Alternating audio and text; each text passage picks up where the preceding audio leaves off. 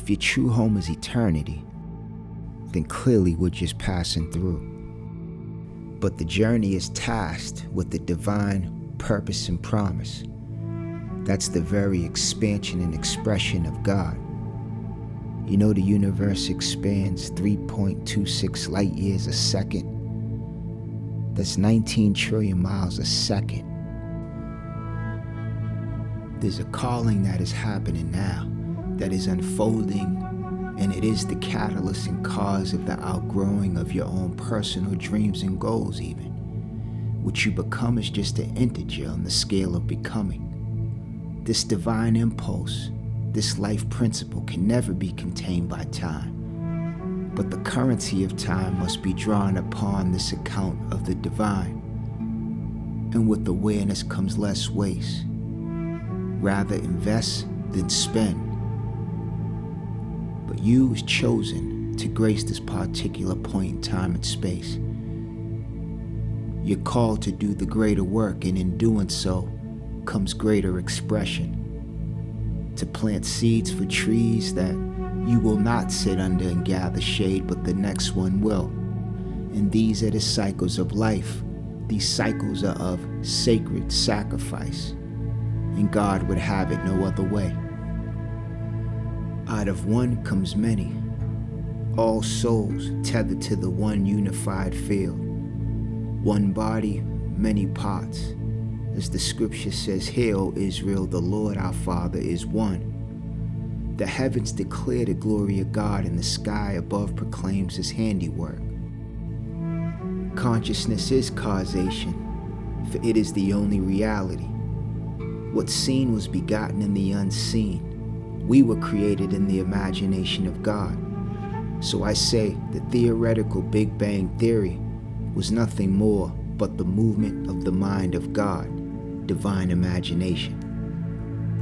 The divine urge of expansion, this cosmic blueprint of creativity and expression, was sown into each soul that come by awareness the true self as being in the form of God, would deem it not robbery being equal with God, thereby doing the works of God, being imitators as dear children.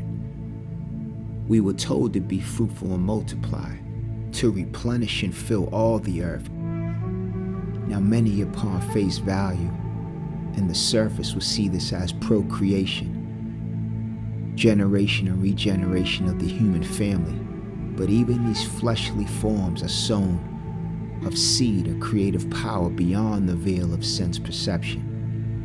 The Bible is a book of divine sacred science, spiritual psychology, as well as our spiritual biography.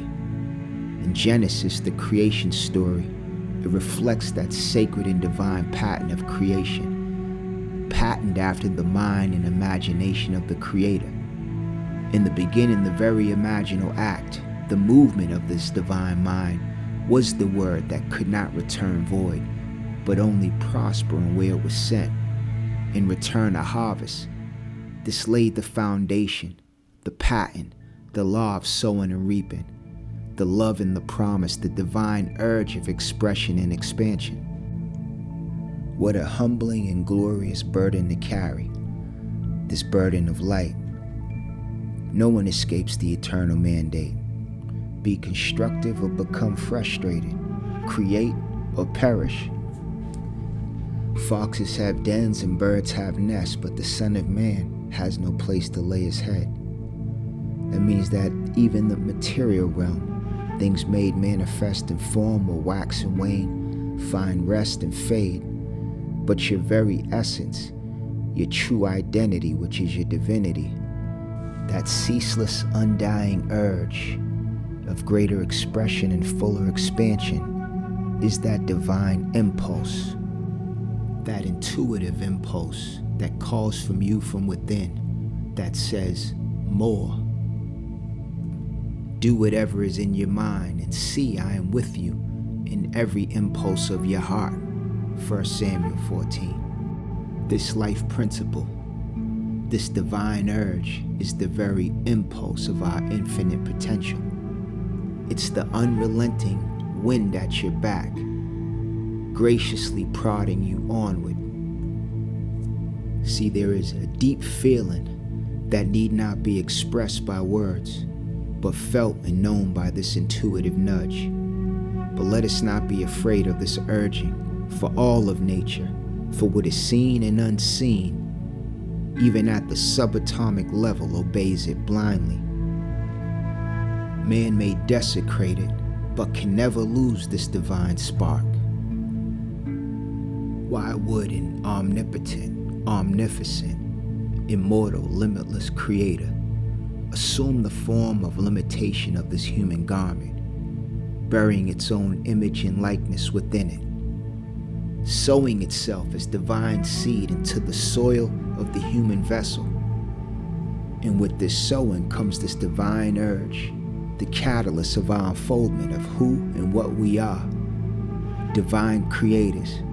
And the harvest has been predestined before the beginning of time. Your life's phenomena, the very conditions and circumstances, are in accordance with where you are in consciousness. You are an individualized center of divine expression. In a sense, the greatest gift life could have made to you is yourself. In this great drama of being and becoming, eternal expansion is a certainty. Life will be to you what you are to it. So who will bring a charge against God's elect, chosen before the foundation of the world, appointed that you would go and bear much fruit? For you all are conduits of His glory, called to do the greater work.